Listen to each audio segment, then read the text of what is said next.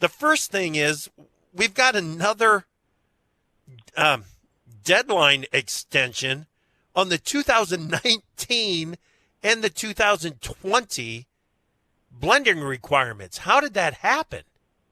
Well, it's disappointing, but it's not that surprising. I mean, the refiners have been squawking about the price of compliance with the renewable fuel standard RIN prices for weeks and weeks. We know they've been just kind of assaulting this administration, the price of RINs, the price of RINs. Now, you and I both know when the price of RINs is high, all you have to do is blend more biofuel and you will bring that price down.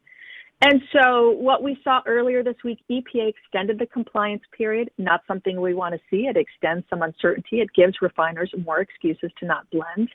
But it's not that surprising given how sensitive politicians have shown they typically are over the years about the price of RINs. Right. Is this going to further delay the renewable volume obligation announcements for 2021 and 22? I don't think it will. I think we're still in the early stages of this administration. Mr. Regan had some good, encouraging words, the other day about getting the RFS back on track, about having more transparency in the decisions that they're making. So I have confidence that this decision is in part about kind of pacifying a loud voice on the refiner side, but I don't think this is going to have any impact on the timetable for getting the obligation targets out for 2021 and 2022. Okay. Have you had an opportunity to speak with the new EPA Administrator Regan?